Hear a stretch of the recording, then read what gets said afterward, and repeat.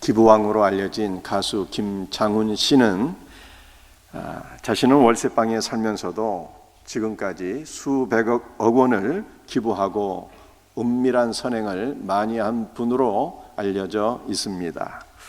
그의 통장에서 매월 고정적으로 빠져나가는 기부금만 2천만 원이 넘는데 놀랍게도 그의 통장 잔고는 겨우 20만 원에 불과하다고 합니다. 그를 인터뷰한 아나운서가 물었어요. 매월 수천만 원씩 기부하고 집도 없이 살면서 통장 잔고는 겨우 20만 원밖에 안 되는데 노후가 두렵지 않습니까? 그랬더니 김장훈 씨가 답변하기를, 저는 지금까지 한 번도 노후가 걱정되거나 두려웠던 적이 없습니다 라고 답변을 했어요. 그의 말대로 김장훈 씨가 노후가 걱정되고 두려웠다면 집도 없이 그렇게 많은 돈을 기부하지는 못했을 것입니다. 그렇다면 노후가 두렵지 않은 그의 삶의 비결은 무엇일까요? 그는 크리스찬으로서 일산 10대 교회를 담임하고 있는 김성애 목사의 아들입니다. 어머니가 목사님이에요. 김장훈 성도는 비록 통장 잔고는 20만 원에 불과하지만 자신의 모든 것을 채워주시는 그리스도 예수를 신뢰하기 때문에 아무 두려움도 없이 드림과 나눔의 삶을 살아가고 있는 줄 압니다. 크리스찬은 가진 돈이 없을지라도 전혀 두려울 것이 없는 존재입니다. 그 이유는 온 우주에서 가장 소중하고 복된 것을 소유한 자이기 때문입니다. 그렇다면 우리가 소유한 가장 복된 것은 과연 무엇일까요? 우리는 큰 대제사장이신 예수 그리스도를 소유한 자들입니다. 히브리서 4장 14절 말씀을 함께 같이 읽도록 합니다. 그러므로 우리에게 큰 대제사장이 계시니 승천하시니 곧 하나님의 아들 예수시라. 히브리서 4장 14절은 우리가 큰 대제사장이신 예수 그리스도를 가지고 있다, 이런 뜻입니다. 구약시대에 이스라엘에 큰 대제사장이란 직분은 존재하지 않았어요. 레위의 후손들 가운데 아론의 후손들이 제사장이 되었습니다. 아론에게는 4명의 아들이 있었는데 그 가운데 셋째 아들인 엘르아살이 아버지 아론의 대제사장의 직분을 이어받게 돼요. 그러나 구약 성경은 아론이나 그의 셋째 아들 엘리에셀이나 또는 그 어떠한 사람에게도 큰 대제사장이란 호칭을 부여하지 않습니다. 그러나 히브리서는 예수 그리스도를 큰 대제사장이라고 부르고 있습니다. 예수 그리스도께서 왜 큰 대제사장이실까요? 주 예수께서 성부 하나님의 모든 것을 소유하신 아들이기 때문입니다. 성부의 모든 것을 상속받으신 아들의 이름이 바로 예수예요. 예수의 이름의 뜻은 마태복음 1장 21절에 나와 있는 대로 자기 백성을 죄에서 구원할 자이십니다. 아론 계열의 대제사장은 1년에 한 번 지성소에 들어가서 속죄소 위에 소와 양의 피를 뿌림으로 백성들의 죄를 사함받게 했습니다.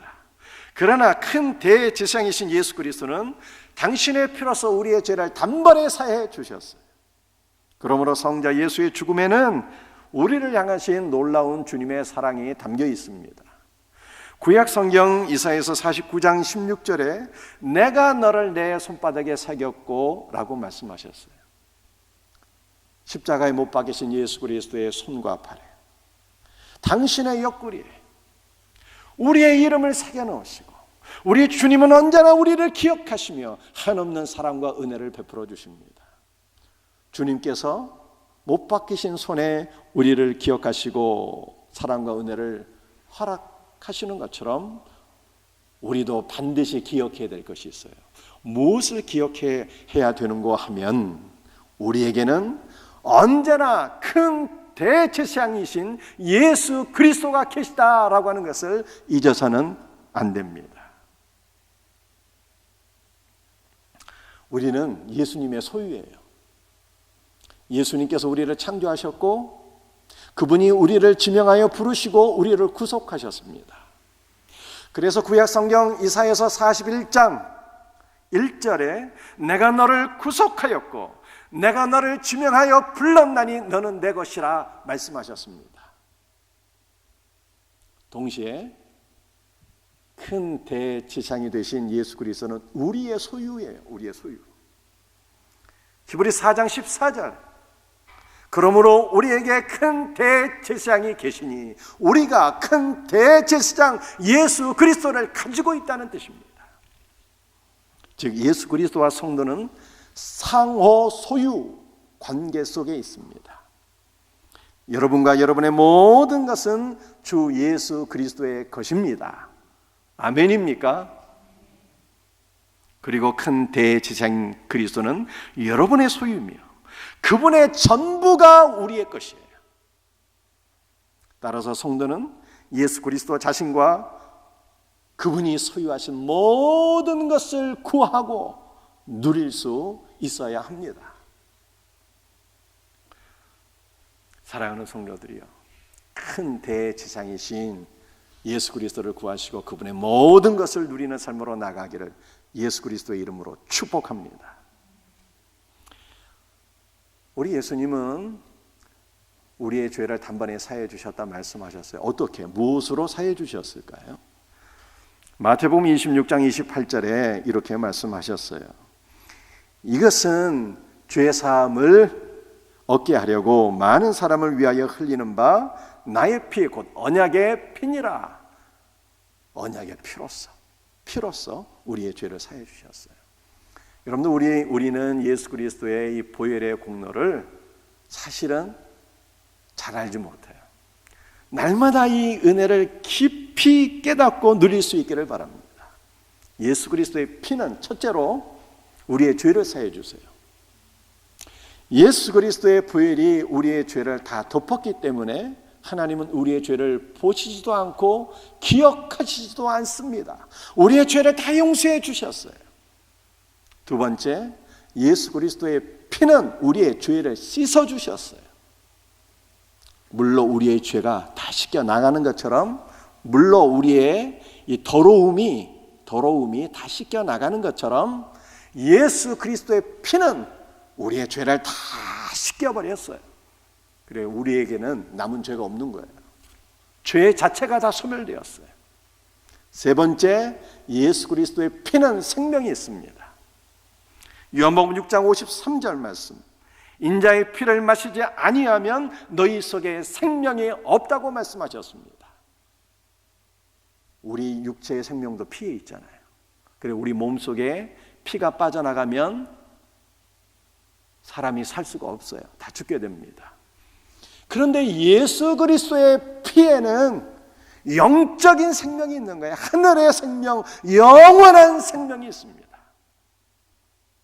네 번째, 예수의 피에는요 주님의 본성이 담겨 있어요. 저는 어떤 분을 보았는데 그분은 짐승의 피를 마시는 분이 있어요. 짐승의 피를. 건강에 좋다고, 정력에 좋다고 짐승의 피를 마시는 분을 내가 봤어요.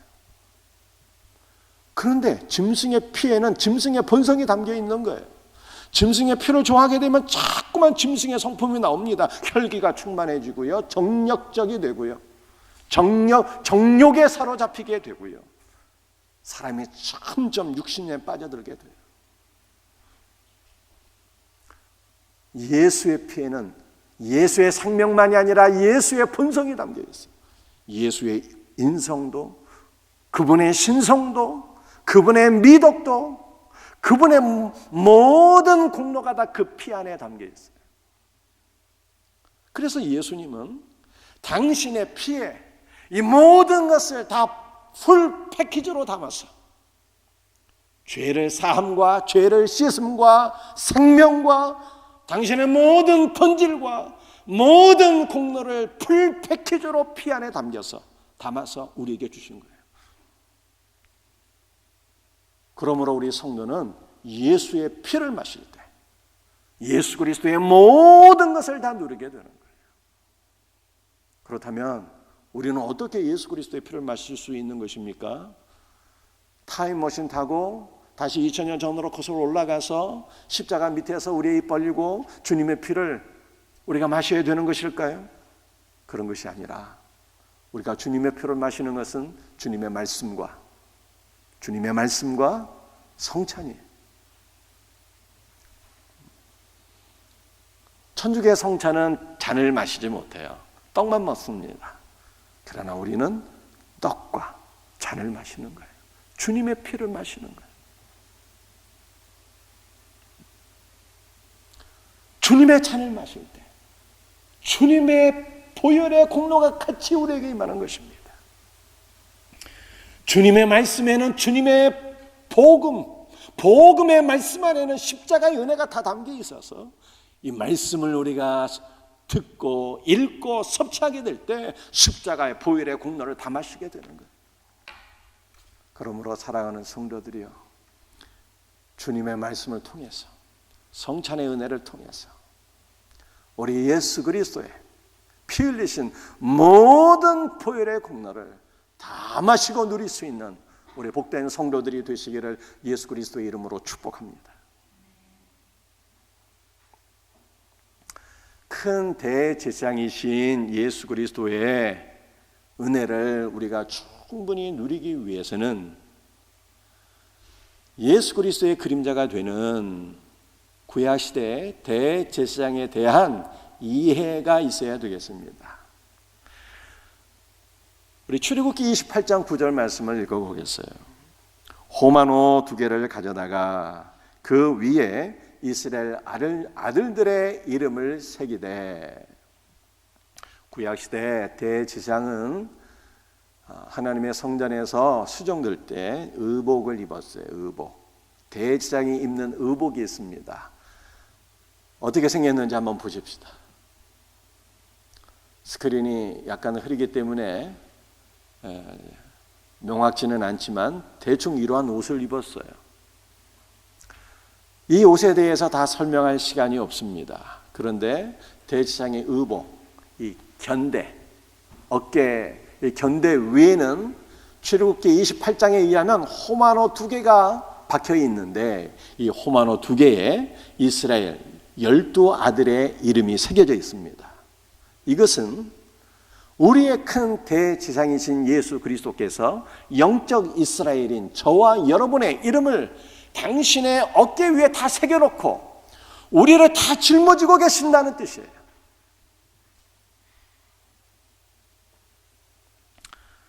우리는 때로 내가 짊어지고 있는 짐이 너무 무겁다라고 하는 생각을 할 때가 있어요.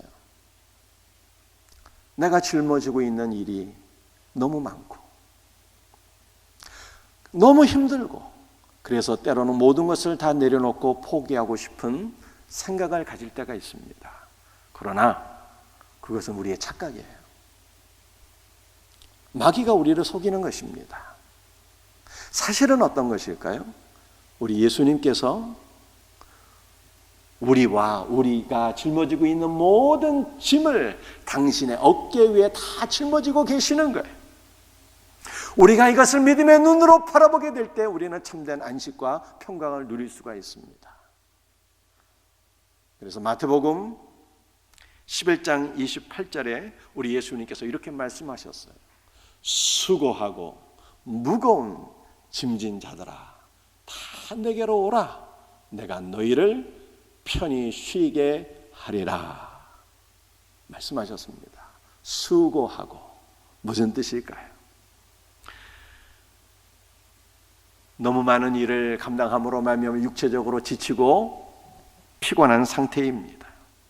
감정적으로도 용기를 잃고 낙심한 상태입니다. 이것이 현재 진행형이에요.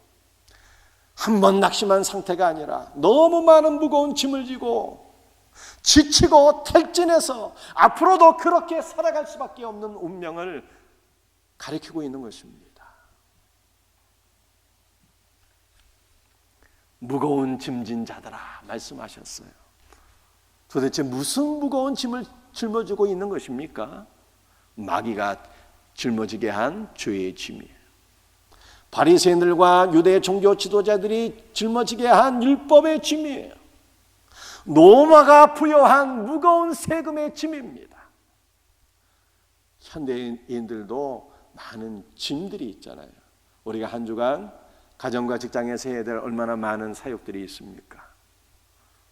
때로는 마귀가 우리를 죄의 짐을 막 우리의 어깨 위에 다시 얹어놓기도 하고, 또 많은 분들이 부채도 있고요, 내야 될 세금도 많고 경제적인 문제 때문에 짓눌려 사시는 분들이 많이 있어요. 그런데 우리 주님은 지금도 우리에게 말씀하십니다. 수고하고 무거운 짐진 자들아 다 내게로 오라. 내가 너희의 모든 무거운 짐을 나의 어깨 위에 얹어 놓으리라. 너희는 내 안에서 편히 쉬고 안식하게 되리라 말씀하십니다.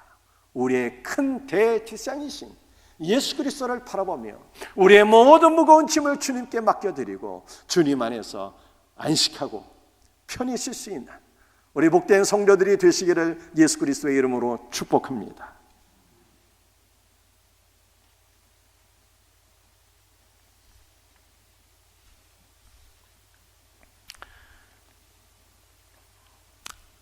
히브리서 4장 14절 말씀을 함께 같이 읽겠습니다. 그러므로 우리에게 큰 대지장이 있으니 승천하신 자 곧 하나님의 아들 예수시라.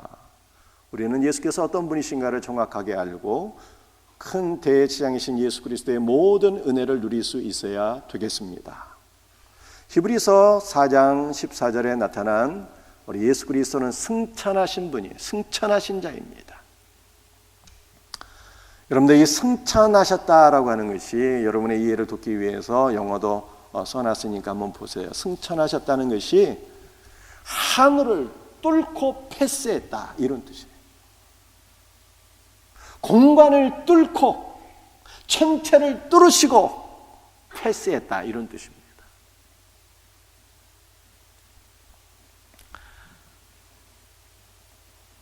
즉 예수님은 부활하신 이후에 공중과 천체를 뚫으시고 하늘나라로 들어가셨어요.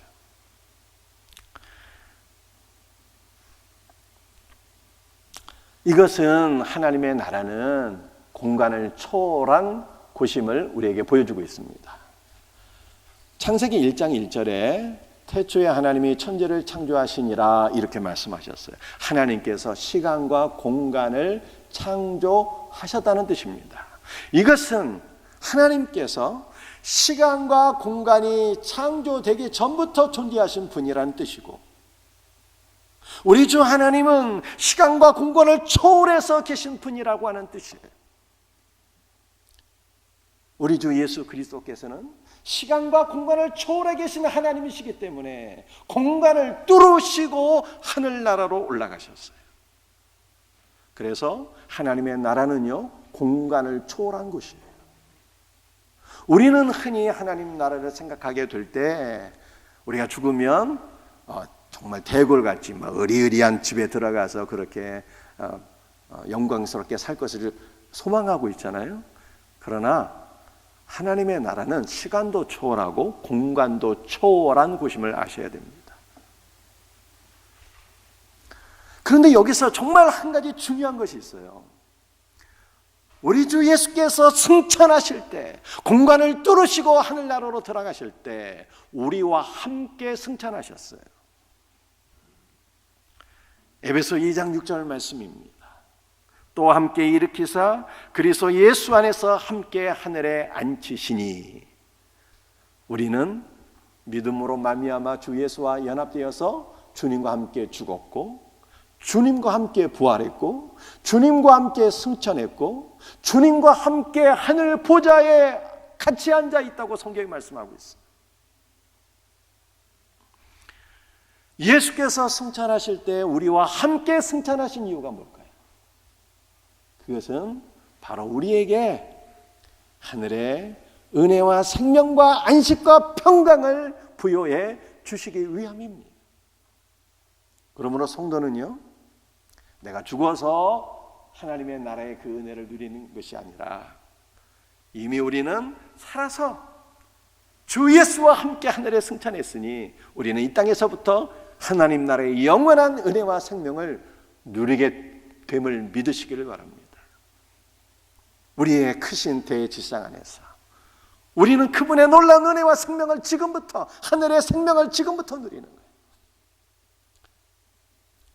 사랑하는 성도들이요, 우리가 하늘의 생명을 누릴 수 있을까요? 우리가 하늘 지성소의 그 놀라운 은혜를 누릴 수 있는 것입니까? 주 예수께서 그 놀라운 소망을 우리에게 이미 주셨어요. 우리의 크신 대지상께서 하늘로 승천하시고 하늘 지성소에 들어가셨는데요, 그분의 어깨 위에 뭐가 있다고요? 그분의 어깨 위에 호마노 2개가 있는데 우리의 이름을 다 기록하시고 우리를 다 당신의 어깨에 짊어지시고 하늘나라로 들어가신 거예요. 그러므로 예수 그리스도의 승천을 우리가 생각할 때 우리는 주님의 어깨에 실려서 주님과 함께 하늘나라로 이미 들어간 자들이에요. 주님께서 하늘 지성소에 그 은혜 포자에 앉아 계시는데 우리는 예수 그리스도 안에서 하늘 지성소 그 놀라운 영적 임재와 은혜와 생명을 지금으로부터 영원토록 누리는 존재가 된 것을 믿으시길 바랍니다.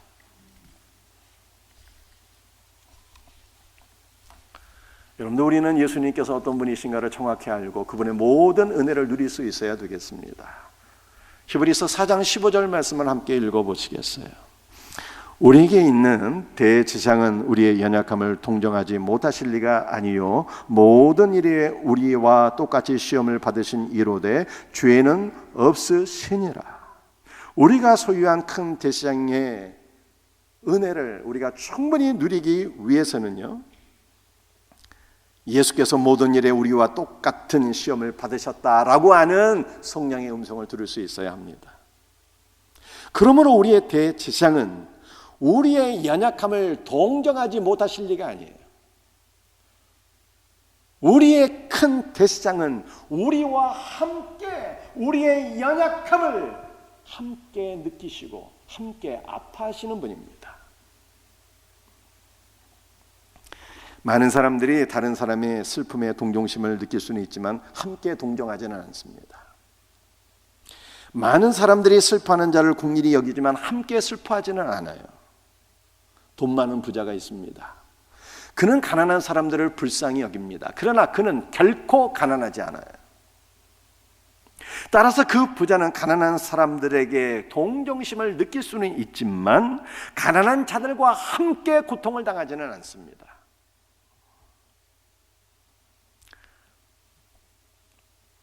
반면에 우리 주님은 우리의 연약함을 함께 동정하시는 분이에요. 우리가 느끼는 것을 그분이 동시에 느끼십니다. 왜냐하면 우리가 주님 안에 있고 주님이 우리 안에 계시고 예수 그리스도 우리는 하나이기 때문에 우리가 어떤 문제로 인해서 고통을 당하게 될 때 그 순간 우리 예수님께서 우리 안에서 함께 고통을 당하셔요.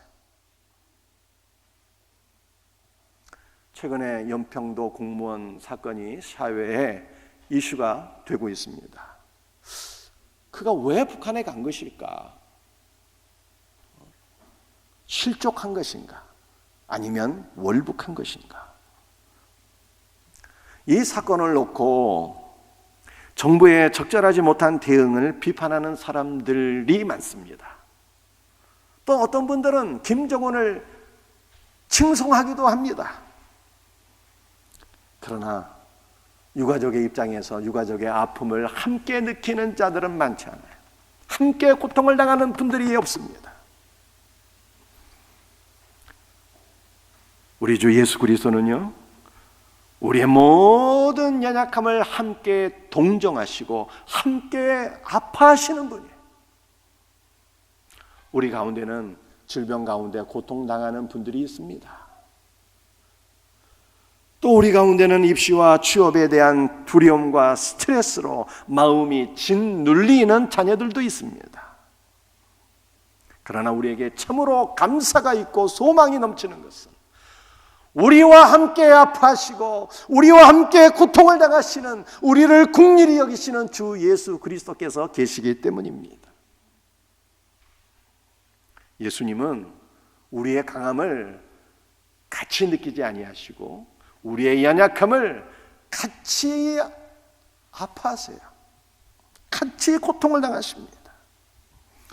마치 어머니가 자기 자녀의 연약함을 함께 느끼며 고통을 당하는 것처럼 예수 그리스도는 우리 가운데서 가장 가난한 자들, 가장 슬픈 자들, 가장 연약한 자들과 함께 아파하시는 분이에요. 그러므로 우리는 우리와 함께 고통당하시는 주님을 바라보시면서 그분의 긍휼히 여기심을 사모해야 됩니다. 주 예수의 긍휼이 우리에게 임할 때 우리의 모든 연약함들이, 우리의 모든 약한 것들이 온전히 치유되고 회복될 것을 믿으시기를 바랍니다. 사랑하는 성도들이여, 예수 그리스도께서 이와 같이 우리와 함께 동정하시고 아파하시는 분이라면 우리도 이처럼 우리 주변의 연약한 자들을 돌아보고 연약한 자들과 함께 아파하는 삶을 살아야 돼요. 그리스도의 사랑을 베풀어야 된다는 뜻입니다.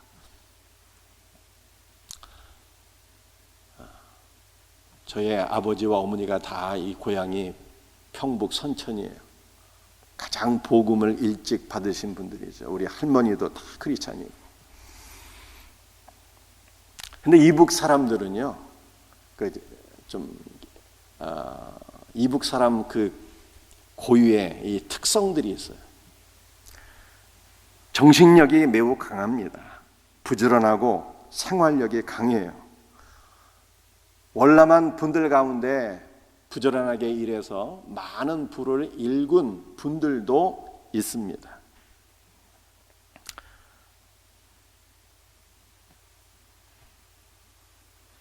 그러나 이북 사람들은요, 게으르고 가난한 사람들을 이해하지 못해요.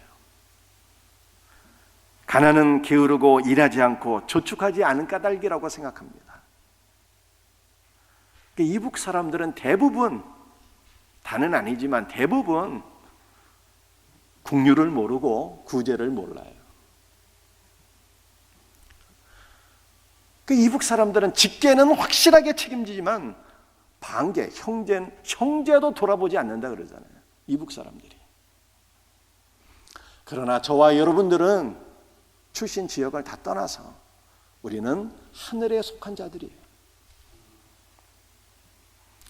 그리스도의 긍휼을 받은 자들입니다. 그러므로 우리는 주님께서 나를 긍휼히 여기신 그 긍휼을 베풀어야 돼요. 우리 주위를 돌아보고 연약한 자들과 함께 아파하는 크리스찬이 될 수 있기를 주의 이름으로 축복합니다. 우리가 그리스도의 긍휼로 이웃을 돌아보게 될 때 우리를 통해서 우리의 이웃들이 주님을 만나게 되고 그들의 삶에 소망이 생기는 것입니다. 마지막으로 우리는 큰 대제사장 되신 예수 그리스도의 모든 것을 누리기 위하여 은혜의 보좌 앞으로 담대히 나가야 합니다. 히브리서 4장 16절 말씀을 같이 읽겠습니다. 그러므로 우리가 긍휼하심을 받고 때를 따라 돕는 은혜를 얻기 위하여 은혜의 보좌 앞에 담대히 나아갈 것이니라. 큰 대제사장이신 예수 그리스도의 모든 은혜를 누리기 위하여 우리는 은혜의 보좌 앞으로 담대히 나가라, 이렇게 말씀하고 있어요. 여러분들, 히브리서는 대단히 영적인 책입니다. 우리가 그리스도와 함께 은혜의 보좌 앞으로 나아가 그곳에 머물며 그리스도의 임재와 그리스도의 생명과 그분의 모든 것을 누릴 수 있는 그 믿음을 부여해 주는 책이에요, 히브리서.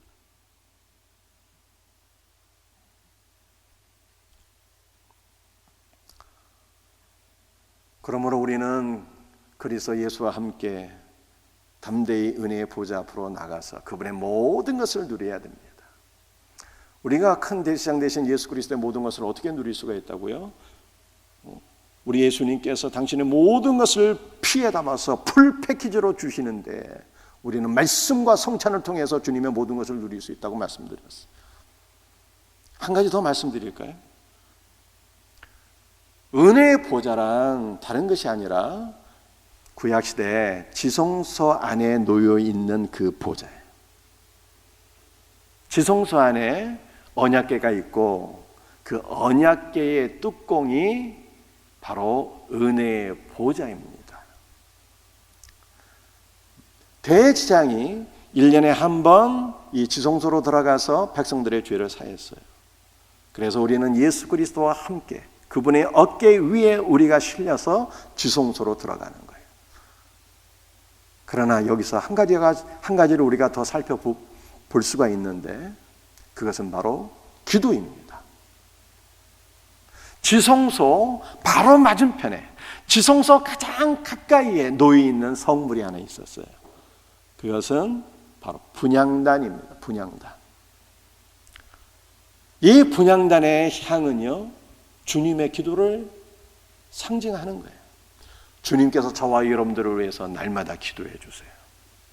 로마서 8장 34절 말씀입니다. 누가 정죄하리요? 죽으실 뿐 아니라 다시 살아나신 이는 그리스도 예수시니 그는 하나님 우편에 계신 자여 우리를 위하여 간구하시는 자시니라. 주님께서 우리를 위하여 보좌 우편에서 날마다 기도하고 계세요. 주님의 중보 기도 까닭에 지성소로 들어가는 문이 열리게 되고 우리가 그 은혜의 보좌 앞으로 나아가 주님의 모든 풍성한 은혜를 누리는 것입니다. 그런데 여기서 또 하나 기억해야 될 것은 그 분향단의 분향은 주님의 기도요, 동시에 우리의 기도예요. 주님의 중보 기도에 우리의 기도가 실려서 하늘 보좌에 올라가고 우리는 지성소에 문이 열려 주님의 임재 가운데 그분의 모든 것을 다 누리게 되는 거예요. 그래서 요한계시록에 이 향은 성도의 기도라 말씀하고 있어요. 사랑하는 성도들이요, 신앙생활은 말씀과 기도입니다. 주님의 말씀으로 큰 대상의 모든 것을 누리는 것이고 주님의 기도와 우리의 기도가 연합되어서 주님의 모든 것을 우리는 누리게 되는 것입니다. 말씀과 기도 외에는 없는 거예요. 기도하는 성도들이 되시기를 바랍니다. 10월 달에 하마다 했던 것처럼 특별 새벽기도 있어요. 한 주가 될지 2주가 될지 3주가 될지 모르겠지만 특세가 있습니다. 지금부터 우리가 사모했으면 좋겠어요. 주님 다시 기도의 삶으로 나가기를 원합니다. 기도로 은혜의 보좌 앞으로 나가기 원합니다. 기도로 주님 만나기 원합니다. 주님의 모든 것 우리에게 부어주소서. 기도하는 우리 성도들 되시기를 주의 이름으로 축복합니다. 우리는 말씀과 기도를 통해서 은혜의 보좌 앞으로 나가는 거예요. 그리고 은혜의 보좌 앞으로 나갈 때 우리의 모든 필요가 다 채워지는 것입니다.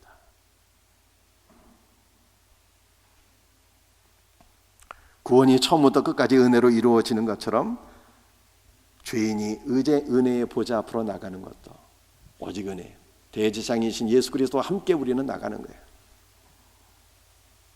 그리고 우리가 은혜의 보좌 앞으로 나갈 때 우리의 모든 필요는 반드시 다 채워집니다. 이 보좌에 앉으신 왕은 너희가 나를 만나려면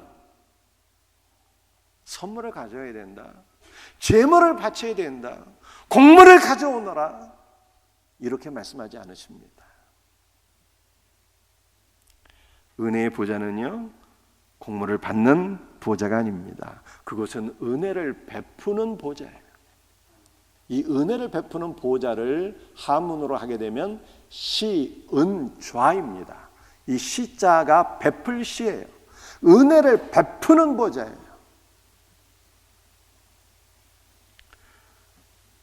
그러므로 우리의 모든 필요는요, 은혜의 보좌에서 주님께서 은혜를 베푸시기 때문에 충족이 됩니다.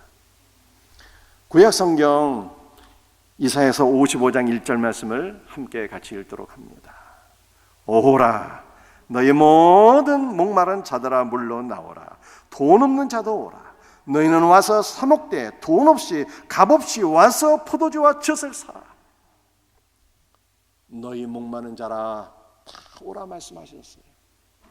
육신의 갈증을 뜻하는 것이 아니라 육신의 갈증이 있을 때 생수 마시면 돼요. 목마른 자는 영혼의 갈증, 영혼의 갈증. 영혼의 갈증이 있는 자들아 다 내게로 오라 말씀하셨어요. 값없이 와서 사라고 말씀하셨어요. 돈 있어야 주님 앞에 나가는 게 아니에요. 값없이는 돈 없이, 공짜로, 공로 없이, 오직 주님의 공로로, 오직 주님의 은혜로 생수를 살 수 있다는 거예요. 그래서 광야에서 이스라엘 백성들은 가진 것이 아무것도 없었는데 반석이신 예수 그리스도로부터 생수가 흘러나와서 그 60만, 장정만 60만의 대군이 생수 대신 예수 그리스도의 은혜를 풍성하게 누리게 된 것을 믿으시기를 바랍니다.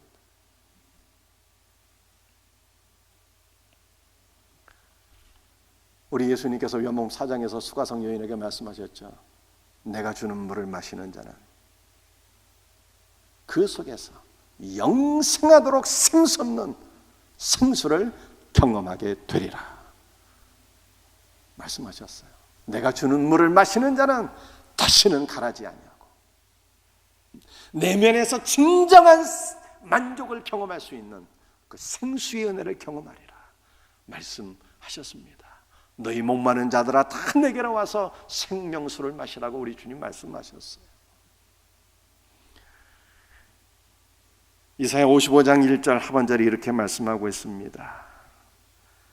너희는 와서 사 먹되 돈 없이 값없이 와서 포도주와 젖을 사라고 말씀하셨어요. 포도주는 기쁨의 상징이에요. 우리는 공로 없어도 주 예수의 공로로, 주 예수의 은혜로 주님의 생명수를 마시게 될 때 우리 마음 안에 참된 기쁨이 넘치게 될 것을 믿으시기를 바랍니다. 젖은요, 풍성한 생명, 풍성을 뜻해요. 풍성. 젖과 꿀이 흐르는 땅이잖아요. 가나안 땅이 젖과 꿀이 흐르는 땅인데 이것은 주 예수의 풍성한 은혜와 생명이 넘치는 곳이다, 이런 뜻이에요. 젖은 풍성이에요. 그래서 아무 공로 없어도 주님의 공로로, 주님의 은혜로 우리는 담대히 은혜 보좌 앞으로 나가서 반석 대신 예수 그리스도로부터 생수를 마시는 것이고, 주님의 생수를 마시게 될 때 우리 안에는 참된 기쁨과 풍성한 은혜가 넘치게 될 것을 믿으시기를 바랍니다. 그러므로 영혼의 목마름을 가진 자들이요, 질병의 고통과 가난과 모든 근심과 걱정과 두려움 가운데 있는 성도들이요, 은혜의 보좌 앞으로 나가시기를 바랍니다. 담대히 은혜의 보좌 앞으로 나가서 반석 대신 우리 예수 그리스도로부터 참된 생수와 은혜와 모든 복된 축복을 누리며 살 수 있는 우리 성도들이 되시기를 주 예수의 이름으로 축복합니다. 자, 그렇다면 마지막으로요, 우리는 담대히 은혜의 보좌 앞으로 나가서 우리의 모든 필요를 다 체험받아야 되는데 그 은혜의 보좌란 과연 무엇일까? 로마서 3장 25절 말씀입니다. 같이 말씀을 읽도록 합니다.